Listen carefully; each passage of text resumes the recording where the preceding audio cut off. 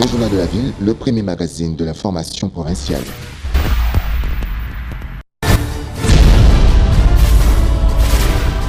Tout de suite, le journal.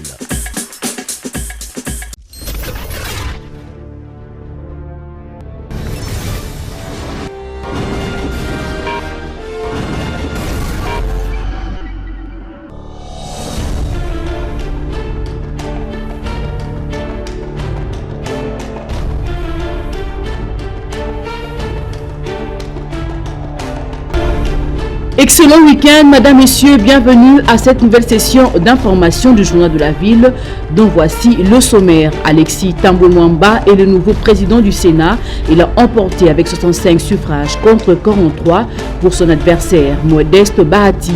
L'ancien ministre de la Justice succède donc à Léon Kengo-Adondo, qui a dirigé la Chambre haute du Parlement pendant 12 ans. Joseph Kabila, sénateur à vie, a été absent à cette élection du bureau du Sénat. Sami Badibanga a été élu premier vice-président et a battu donc le candidat du FCC, le sénateur Évariste Bochab. Voilà tout pour le sommaire. Tout de suite, les détails.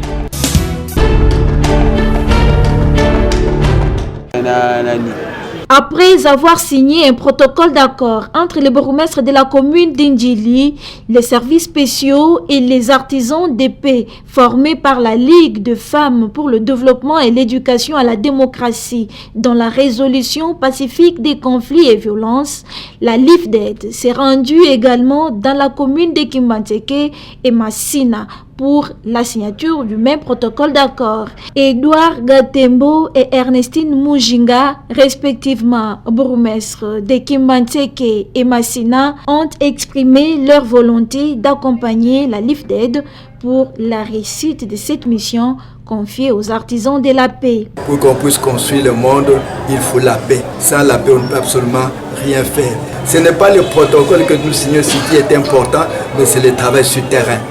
Mais ce travail-là, je veux que nous le fassions dans la bonne collaboration pour que notre commune soit une bonne commune. Avec toutes les difficultés que nous rencontrons, surtout pendant les moments chauds, nous devons faire de notre mieux pour l'éducation à la base, pour dire que si vous faites ça, vous vous tuez vous-même. Et la coordonnatrice de la LIFDED, Grace Lula Amba, est revenue sur les bien fondés de ces protocoles signés. Nous voulons simplement consolider notre partenariat. Les autorités de proximité travaillent pour sécuriser la population au niveau de la base, la sécurité de la personne ou des personnes et de leurs biens. Et nous travaillons avec le jeune pour la non-violence. C'est aussi pour qu'il y ait la paix, qu'il y ait concorde, qu'il y ait harmonie. Notre travail se tient en fait quelque part et nous nous croisons. Travailler en synergie, se donner la main, ça nous permet d'aller plus loin, de peaufiner de stratégies d'intervention sur terrain. Protocole signé, d'accord, et maintenant le travail en synergie commence pour la construction et la recherche de la paix à la base, la LIFDED en partenariat avec Pain pour le Monde. C'est Julia qui a voulu.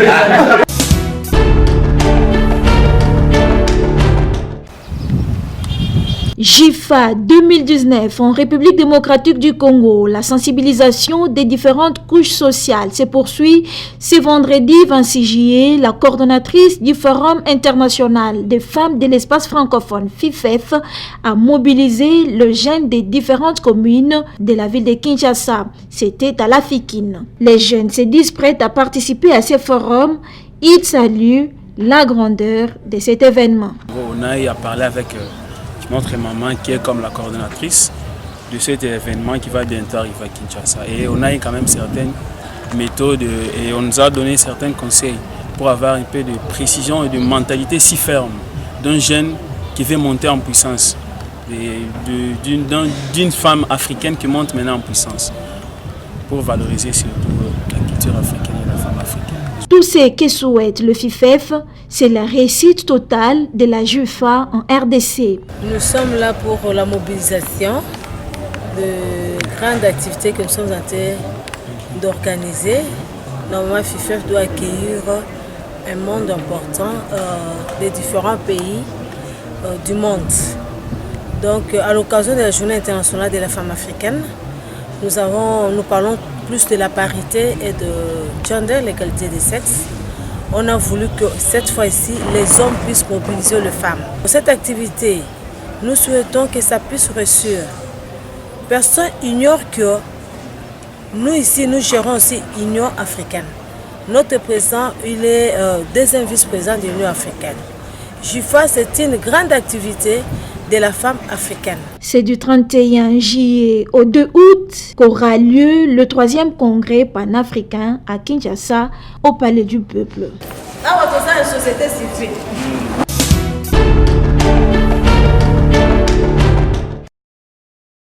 L'Union européenne débloque une enveloppe supplémentaire de 30 millions d'euros pour financer l'action humanitaire en faveur de la lutte contre Ebola dans le cadre des efforts déployés en RDC.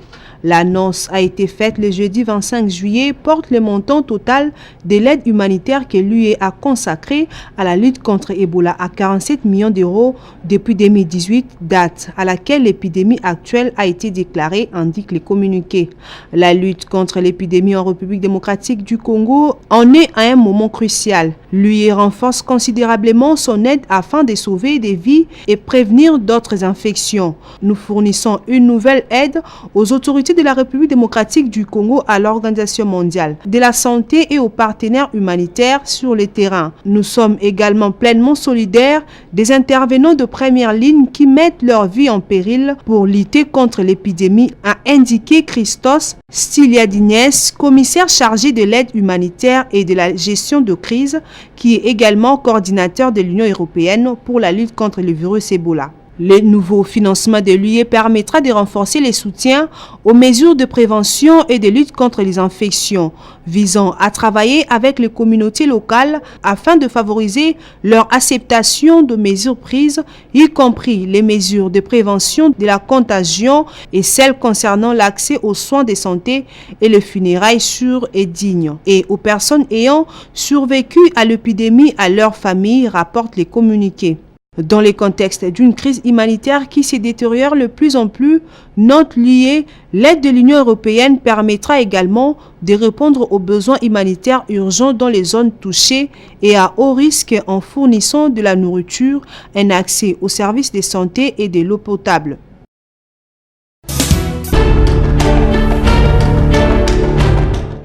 Le ministère provincial de la Santé publique de Kinshasa apporte un démenti ferme et catégorique à la suite des informations dénuées de tout fondement circulant sur les réseaux sociaux faisant état de la présence de la maladie à virus Ebola dans la ville de Kinshasa.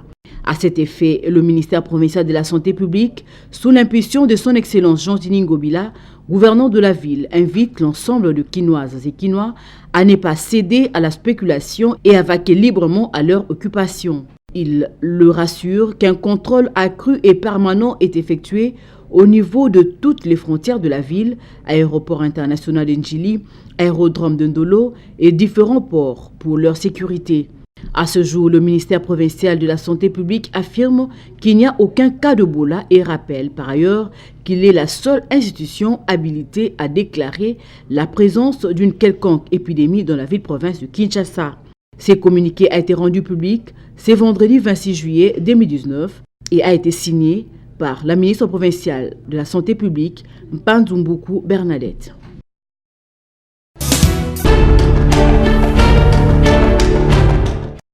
Initialement prévu le 21 juillet de l'année en cours, la 7e édition du Tour cycliste international de la République démocratique du Congo va démarrer le 28 juillet prochain dans la ville touristique et historique d'Eboma.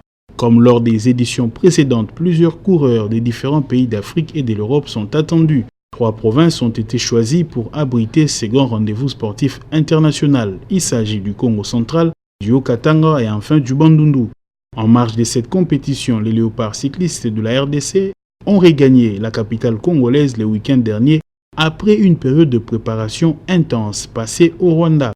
Ils sont aussi visibles dans les rues de la ville de Kinshasa en vue de se mettre au point car depuis le début de ce tournoi en 2013, aucun Congolais n'a été classé en première position ou même à la 3e place. Que dire du budget de la compétition? Silence radio à cette question. C'est dans les mauvaises habitudes cultivées dans le milieu sportif congolais où difficilement les dirigeants sportifs publient les budgets de la compétition avant tout comme après. Mais il faut reconnaître tout de même que le cyclisme ne peut, comme toute autre discipline sportive, éclore sans moyens.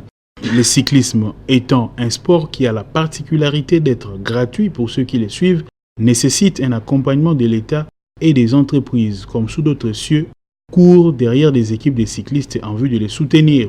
La conséquence logique ici en République démocratique du Congo, c'est que il n'y a pas d'athlètes de haut niveau capables de faire face à des rencontres internationales et même à être mieux classés au niveau national. Pas de vélos professionnels et aucun encadrement digne de ces noms. Il faut noter au passage que le Tour cycliste de la République démocratique du Congo se déroulera pendant 10 jours.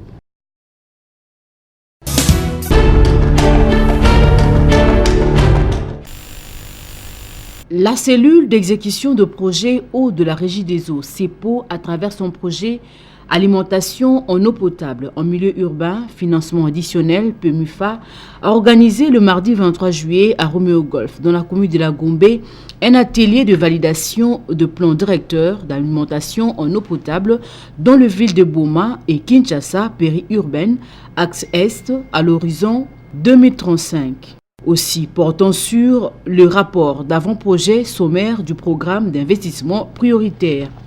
Ceci dans le souci de résoudre la problématique de la desserte en eau potable dans la ville de Kinshasa et à Boma d'ici 2025 à 2035. En présence du représentant du ministre de l'Intérieur, du DGA de la Régie des eaux, du ministre provincial du plan du Congo central, du maire de la ville de Boma, pour ne citer que ceux-là. L'élaboration et la présentation de ces schémas directeurs, qui est au fait un instrument politique permettant à définir les stratégies à long terme en vue d'améliorer la desserte en eau potable dans les villes précitées, a été faite par le consultant Studio Gali Ingénierie Afrique, Lamine Bara Mbengue. Nous avons vu que les participants ont été intéressés par le projet.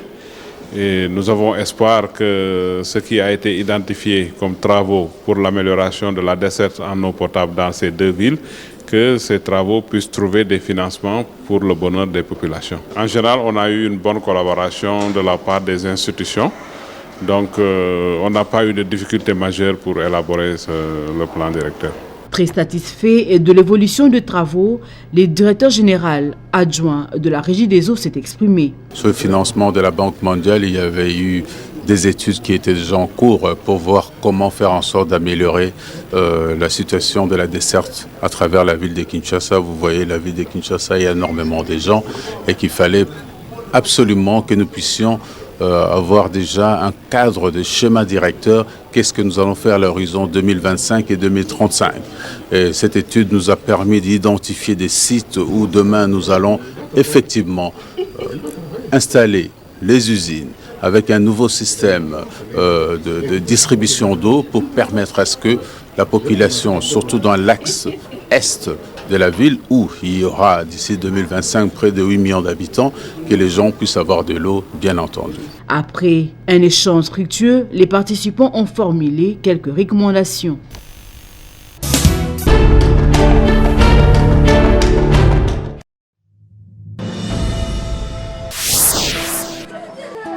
Qui t'a frappé? Personne. Mais alors? Mais ça confondit mes poings.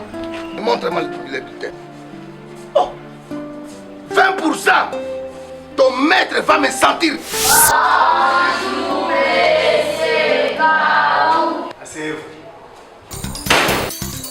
Maman, je vais tuer quelqu'un ici. Quoi? Je vais faire le génocide scolaire. Je ne comprends pas. En regardant cet enfant, est-ce qu'il mérite 5 points?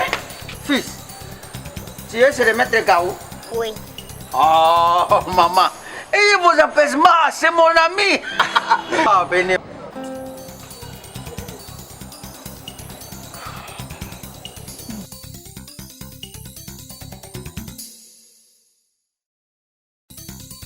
Le verbe être à l'impératif présent. Sois, soyons, soyez. Nous avons une cliente ici. Mon enfant, c'est ton enfant. Hein? Voilà sa motivation. Hein? C'est pas ça que maman a dit. Combien? Bon. Maman. Allez, stop. Qu'est-ce qui vous amène ici, madame? C'est ma sœur, je voulais quand même... Je ne vous ai pas posé la question. Papa directeur. Oui, madame. Avoir de tels messieurs au sein de votre établissement scolaire, vraiment c'est une bénédiction. Les deux messieurs, c'est une bénédiction pour moi. Je leur ai donné ce que j'avais et ils ont résolu mon problème. D'ailleurs, pour exprimer ma gratitude, voici votre part. Stop. J'ai un salaire. Monsieur l'enseignant, par quel ordre vous demandez de l'argent aux parents pour augmenter les points des enfants? Corrompre l'éducation, c'est détruire l'avenir de la nation. À partir d'aujourd'hui, vous êtes révoqué dans cette école. Allez, sortez. Chers compatriotes, éradiquons la corruption qui engloutit notre enseignement et offrons à nos enfants une éducation de qualité. Message du réseau d'éducation civique au Congo, RECIC en sigle.